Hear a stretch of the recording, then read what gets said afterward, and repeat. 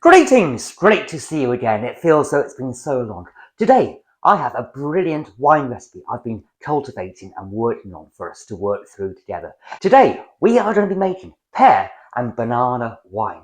This wine is a classic combination that you may not think goes together really well, but it does. It works. It's brilliant. It's sublime. It's fantastic. And the best thing is, for this wine, you want your fruit from the back of the cupboard that you've forgotten about. You want your pears to be brown and soft and squidgy, and your bananas blackened and browned and fallen apart and mushy in your hand. All that tactile squidge and funky feeling between your fingertips. Brilliant.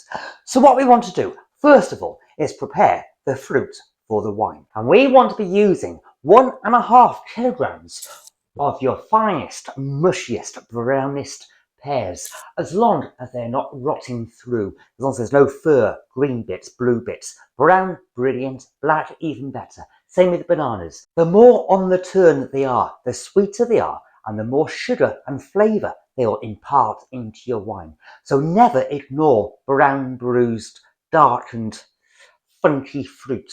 It is all brilliant for winemaking, as long as there's no signs of mould upon it. So 1.5 kilograms of your finest, ripest pears and 1 kilogram of your mushy bananas. So we simply want to slice the pears into small little slices and chunks, and same with your bananas. The more chunks you make and the bigger the surface area, the better, because that means the sugar and the flavour can release more into the water. So slice, dice, chop, chunk. Get it all chopped up, your 1.5 kilos of pears and your 1 kilo of your brown, lovely, funky bananas. Quite a lot of people do ask about pips and seeds of apples and pears going into the wine, into the must, because they've heard horror stories of arsenic poisoning, that one pip in the wine will poison the entire gallon and make your dinner party fruitfully bad because everyone will die at the end of the meal. Bollocks, it won't. A few seeds, a few pips will not cause any syndromes of arsenic poisoning whatsoever. You have my word on that, try it. You will not kill your guests. There are far better ways of doing it than adding a seed or a pip of an apple or a pear to your wine. You will not do it. It is not achievable. It is not worthwhile doing it that way if you want to achieve the outcome. Better ways. But a seed is fine. Pip is fine from the apples and pears, so do not worry about it. And also the skins of the bananas. As you saw, I chopped up the bananas with the skins on. It all adds flavour, it all adds nutrients and sugar and all the digestible, brilliant nutrients that the yeast loves and needs to do its job and create a fantastic, wonderful wine. So do not bother about peeling the bananas. That is time wasted. It's time when you could be having a glass of wine or a beer. So just chop your bananas with the skins on, and now we want to shove the bananas with the skins on and pears with the pips in into a large fermentation bucket, big enough to hold your 1 gallon of water and your fruit and your sugar. So aim for at least a 2-gallon bucket to allow you have a bit of headroom for when it starts getting vigorous and frothy and all excited and horny in the bucket. And now we want to add the juice and rind of 1 orange and 1 lemon. Squeeze them in, throw the skin and rind into the bucket as well. It all helps. All the skin adds nutrients and flavour and sugar and sweetness and all the delightful things. Now this wine does make a fruity, full-bodied wine. You have the full-bodied richness and the depth from the bananas and the fruity floral notes from the pears. It sits on the tip of your tongue and also the back of your throat. It makes you want to glug it down, glass after glass after bottle after bottle. It is great for summers, great for barbecues, and even great for early mornings if that's your tipple. So make it now, store it for about 6 months, and you will be in your element with the wine.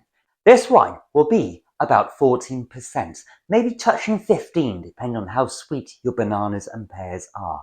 So we want to be adding 1.5 kilograms of sugar to bring it up to that sugar alcohol level. So pour in your 1.5 kilos straight into your bucket.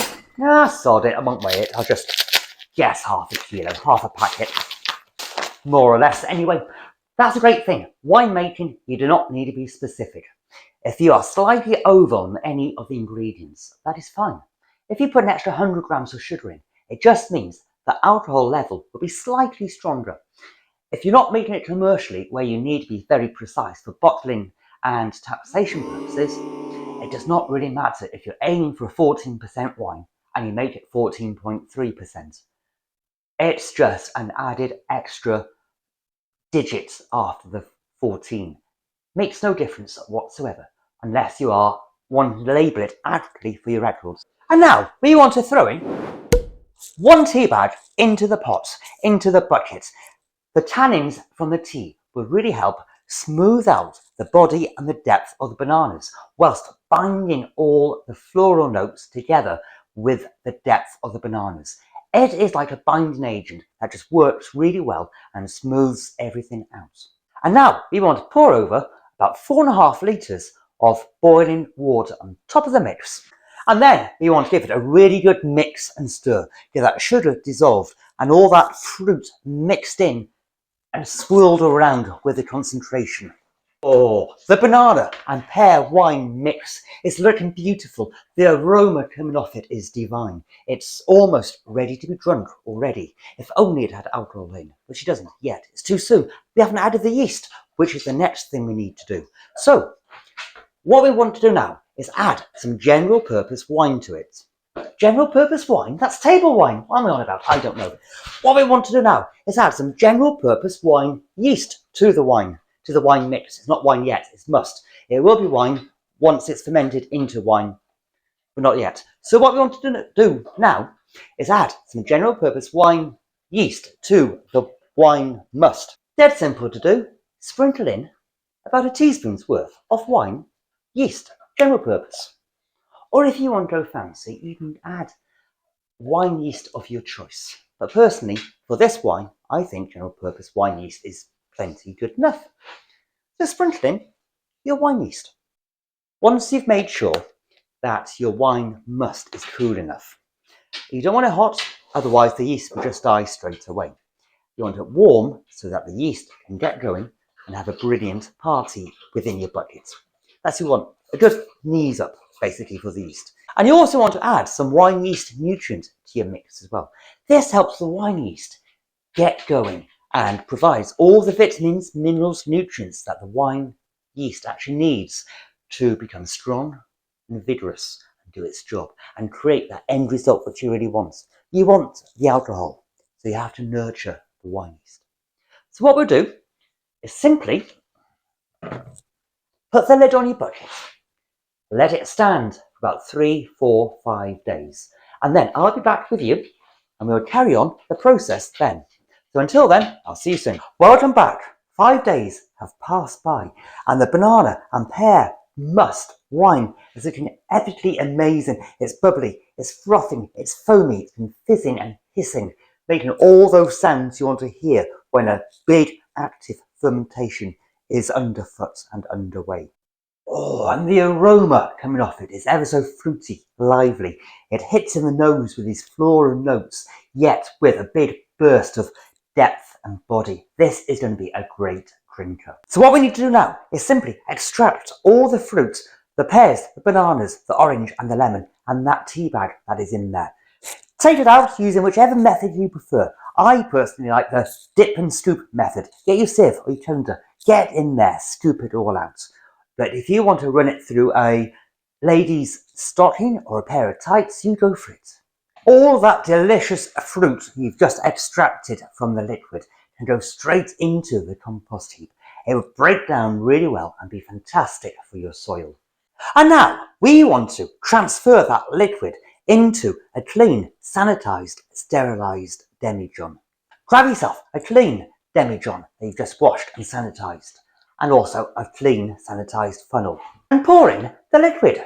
It does not matter if a few bits of sediment get into your demijohn from your fermentation buckets. They will sink The sediment will fall down to the bottom, and then in time, when you come to rack it off, you will extract those pieces, that sediment. It's not an issue. Don't be so precious about your wines at this stage. It will become wine. It knows what it's doing. All you need to do is facilitate the process, not interfere and intervene too much. And now, insert a clean airlock into your demijohn and set it aside for it to continue to ferment. Let it carry on bubbling away. Then use your hydrometer and make sure it's dry, and you can alter the sweetness and alcohol content further down the line if you so wish. But this should ferment out to dry so that there's no residual sugar in there. Then, once it's finished fermenting, set it aside for a few more months. Bottle, drink, enjoy, and you'll be loving this wine. And whilst we eagerly await the end product of this wine, why don't you check out this video up by here for another awesome, fantastic wine recipe. I will see you all really soon. You have a good day now.